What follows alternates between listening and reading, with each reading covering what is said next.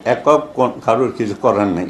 সম্মিলিত প্রচেষ্টার মাধ্যমে রাষ্ট্রীয় পেরিফেরির পর স্টেট সোভারেনিটিকে সামনে রেখে আমরা যাই কিছু করি with due respect to the state, এবং এই লাল সবুজের পতাকাকে সামনে রেখে আমাদেরকে কমিটেড হয়ে কাজ করতে হবে।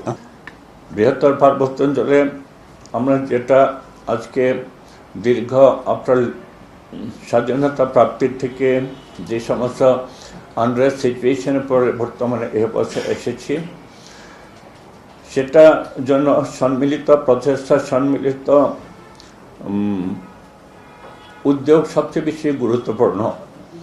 এখানে কোনো ব্যক্তির পক্ষে, কোনো দলের পক্ষে, রাষ্ট্রের পক্ষে শুধু না, এই হিল ট্র্যাক্সের ভিতর যারা বসবাসকারী আমরা যারা আছি, সকল জাতির সত্তা, পাশাপাশি এখানে যারা, আমি যদি বলি এখানে আপনার ন্যাশনাল পলিটিক্স আমরা যারা করি, পাশাপাশি রিজিয়নাল পলিটিক্স যারা করেন, এবং বিভিন্ন সংগঠন যারা আছেন, এবং ল এনফোর্সিং এজেন্সি যারা আছেন, এবং স্পেশালি আজকে আপনার যে মিডিয়া উইং, আমার মনে হয় সমস্ত কিছুর পাশাপাশি আপনাদের ভূমিকা, সব কিছুর পাশাপাশি আপনাদের ভূমিকা অনেক বেশি এফেক্টিভ এবং অনেক বেশি গুরুত্বপূর্ণ। বিকজ আপনাদের চিন্তা চেতনা, ধ্যান ধারণা, আপনাদের লেখনী, এটা সারা বাংলাদেশ শুধু না, সারা বিশ্বকেই এটা হেলথ ট্যাক্সের ব্যাপারে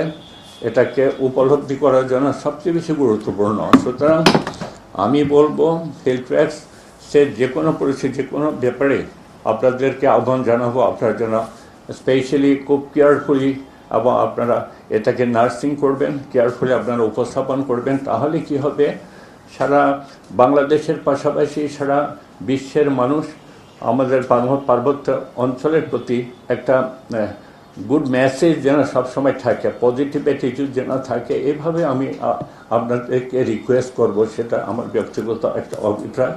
এই জন্য পিস শব্দ অত্যন্ত পবিত্র শব্দ, এবং পিস শব্দের জন্য যে সমস্ত কম্পোনেন্টস আমি বলেছি, আনটিল এন্ড আনটিল এই সমস্ত কম্পোনেন্ট যদি এক এবং অভিন্ন মিশন ভিশনে থাকে, তাহলে এটা সম্ভব। একক কারোর কিছু করার নেই।